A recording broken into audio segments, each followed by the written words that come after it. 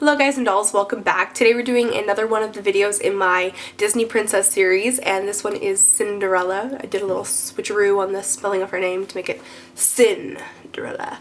I really liked Cinderella as a little girl, but I loved Cinderella as a teenager when the Ever After movie came out that had Drew Barrymore in it.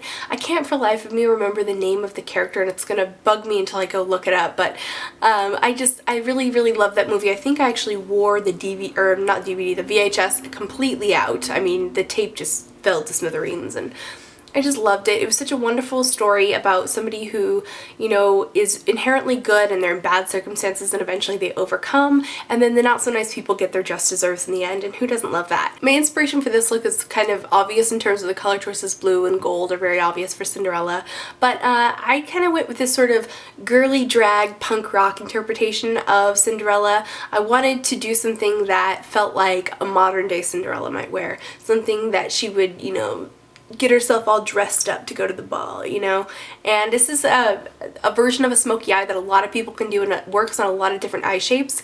Some people call this type of smoky eye a sandwiched smoky eye, meaning that there's the two dark parts right here that just barely meet in the middle, and then the light shiny part in the center that makes the eye pop forward.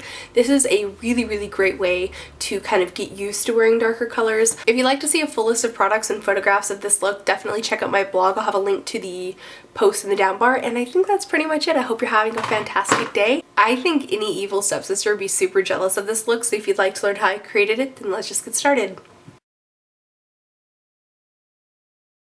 Alright, so the first shadow I'm going to use today is this one. It's called Contrast. It's sort of somewhere in between a navy blue and a purple, sort of, well, it's more of a navy blue that flashes, kind of a violet tone. And I'm using a brush like this. It's a round cut concealer type brush. It's going to give us a nice rounded edge as we're applying it, and it's also small enough that it's going to be able to do the detail work that we need since we want exact placement with this.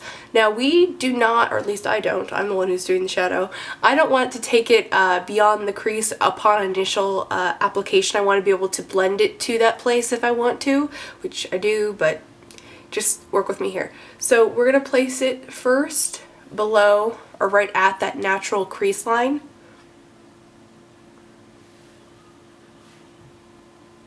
And I'm holding the brush kind of odd today because I'm trying to not obstruct your view.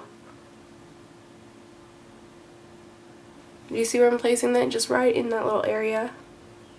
And again, the filbert cut, or the round cut of this brush, makes it so great at getting a nice rounded edge, as opposed to something that'd be a little bit more boxy with a different shape of brush. This brush is discontinued, unfortunately. It's the 222 from MAC.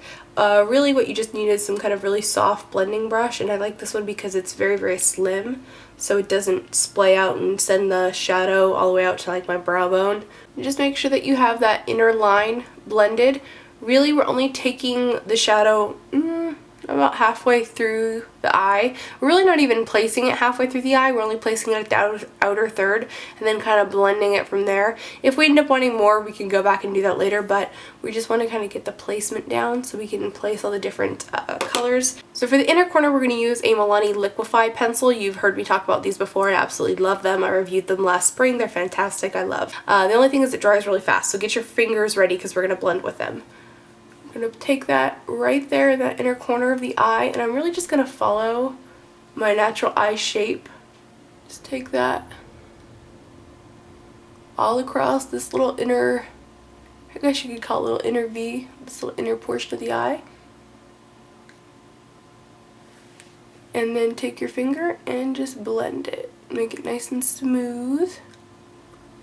Okay, and then rub that back and forth in between the gold and the navy, and it's great. It does like half the work for you.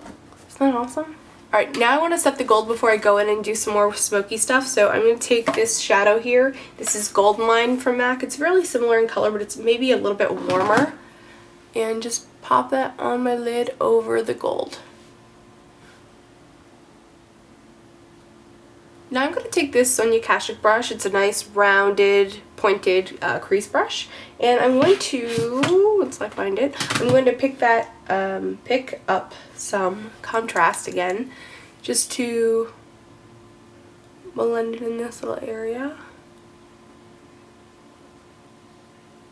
and slightly curve it into the crease of the eye a little bit. Wedge eyeshadow, which is just a really great background singer neutral kind of job. Take a little bit of that on the brush and just run it along the edge of that navy blue color and make sure that the two colors are really married to one another and really mixed in well. You could have done wedge eyeshadow color first. It's all just about different ways of placing your shadows, different ways of getting the same look. This brush is kind of scratchy actually. I'm going to use this Sonia Kashuk one. It's a little softer. Oh, that feels like a satin pillow after using that MAC one. It's a weird analogy, but whatever. Pack on a little bit more of contrast. Blend it back and forth a little bit with the gold. And pick up the brush I had the gold shadow with. Blend it a little bit back and forth with the contrast. Just basically a process until you get it where you want it. So just keep blending until you have the desired effect. I'm going to take contrast again, same brush we were using earlier with it. Pick up a little bit of color, not like loads and loads. Pick it up on that brush, and then I'm going to gently pull on my eye. You know, you don't want to like get in there and be like, argh! Gently place a little bit of that color right there at the inner corner. Just to add a different kind of dimension. Having the light part in the center is going to pop that part of the eye forward. And having the darker color is going to make the outer and inner part recede a little bit, just to give a different shape to the eye. This is a great way to get a more 3D effect out of a flatter eye shape. A matte, slightly lighter than your natural flesh tone color really helps to blend out your eyeshadow job. This is a good way, just in case you've lost your way and maybe you went up a little too high or anything like that. It really helps to just bring that back to life, or from the dead or something.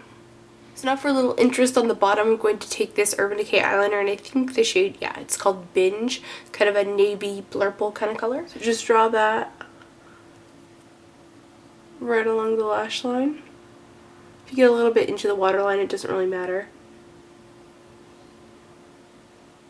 And then I just drag a little bit of the color to meet the colors that we have in the lid. I'm going to take a very teeny tiny little brush. This is a Sonia Kashuk, I think it's called an eyeliner smudging brush, or maybe just smudging. A little bit of contrast on that. And you just want to tap that on over the eyeliner. And then maybe brush it a little bit just to blend it in. I'm just going to go over all the blue with a little bit of contrast.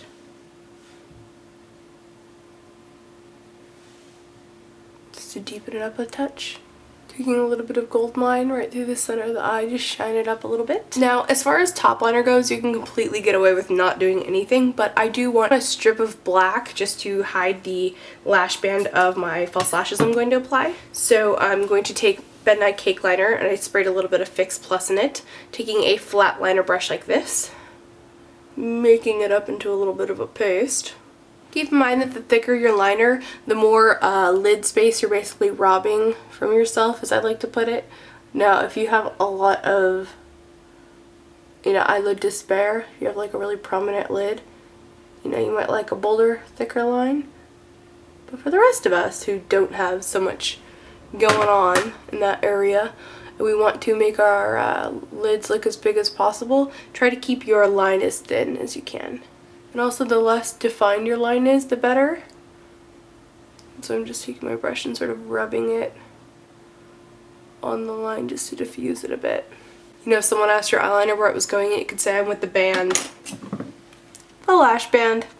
Alright, so I'm going to do just a pinky champagne type color in the waterline. I opted to not do black, so just placing that on the waterline. Alright guys, I wasn't sure which blush I wanted to use, but I knew I just wanted to do something really light.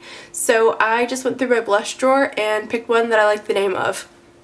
That's a perfectly acceptable way to decide items that you're going to use for a look, right? Yeah, sure, why not? So this is Warm Soul Blush from MAC. I liked it for the name because I figure Cinderella was a nice, sweet, warm soul, so yeah, that works for her. And I'm just going to apply that right here on my cheek and work it back. It's got sort of a frost finish, so try to avoid rubbing it too much because it'll just make it like a disco ball. Start patting it now. Alrighty, so for lips I decided to go with sort of like a peachy matte lip since the eye is really glossy and it's just a lot going on. So I'm using a lip primer beforehand. So now for lipstick we're going to use Just Peachy from Wet n Wild, and I want to use this before the lip primer actually sets in.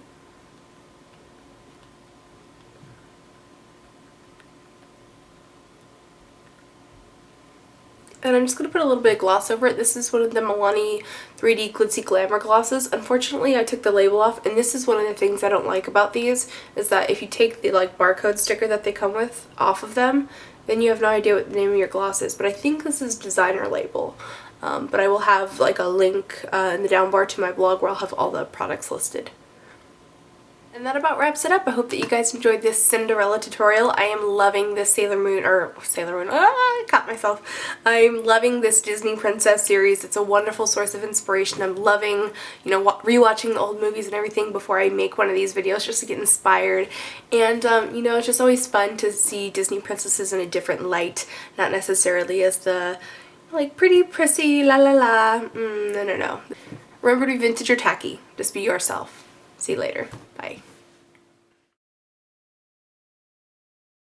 I'm loving this Disney Princess series. I was gonna say Disney Sailor Moon series. And with that, that is a finish. And with that, that's a and. I really did like Sailor Moon. Why do I keep saying that? Then come in with a fluffy brush. Now this one is a discontinued brush. This is from MAC. It was called the 222. Well, it's still called the 222. Hey guys and dolls, welcome back. Today we're doing another video, another little